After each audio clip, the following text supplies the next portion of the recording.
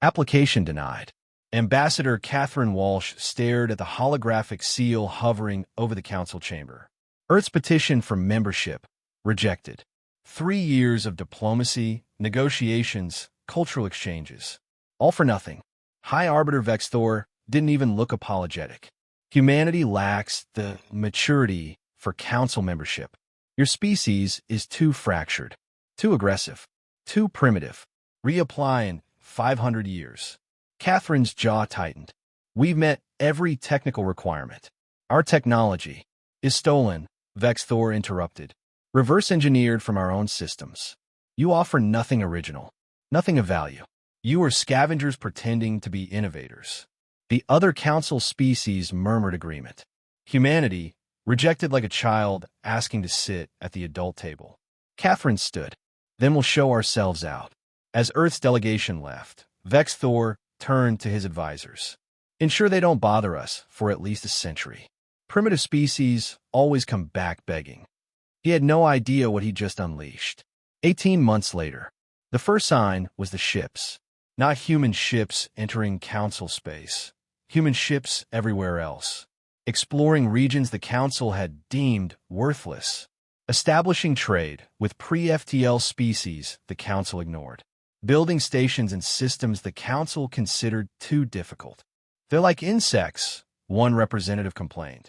Spreading everywhere we're not. But they weren't breaking any laws.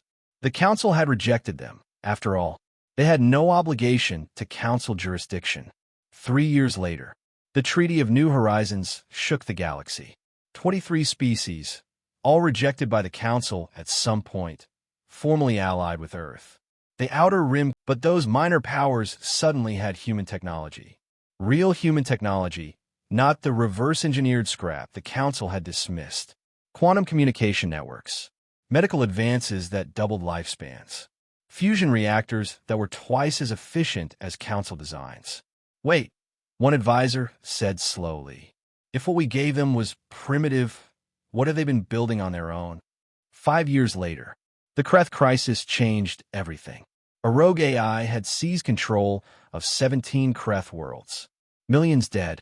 The council fleet couldn't penetrate the AI's defenses. Every system it touched was compromised. We need specialists, someone suggested. AI experts. Everyone looked at each other. The council had banned advanced AI research 50 years ago. The humans, another whispered. They never stopped researching AI. Pride warred with desperation. Desperation won. Catherine Walsh, now director of the coalition, received the council's plea with cold satisfaction. Let me understand, she said. You want our help? The primitive scavengers with nothing original? Vexthor couldn't meet her eyes. We're willing to negotiate terms. No negotiation. Catherine cut him off. We'll help. Free of charge. Because unlike you, we don't leave people to die because of politics. The human AI specialist team arrived within hours, led by an AI named Athena, fully sentient, fully autonomous, fully cooperative. The council representatives recoiled in horror. You created a thinking machine, someone gasped. We created a partner, the team leader corrected. Now do you want our help or not? Athena neutralized the rogue AI in 47 minutes, something the council couldn't do in weeks.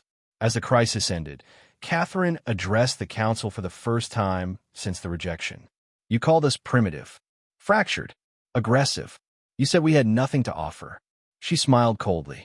You were wrong about everything. And he thought of what they'd survived to get here. We tell them the truth, he said finally. Humans aren't just another species. They're what happens when a death world spins for a billion years trying to create the perfect survivor, and instead creates something that doesn't just survive. What do they do instead?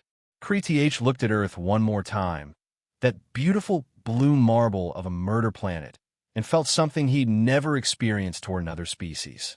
Respect, and just a little bit of fear. They thrive, he said, no matter what. Humans don't just survive challenges. They seek them out, master them, then ask what's next. He sent the report with a single recommendation. Do not underestimate them. Do not threaten them. And whatever you do, do not make them angry. Because a species that survived Earth doesn't fear the galaxy.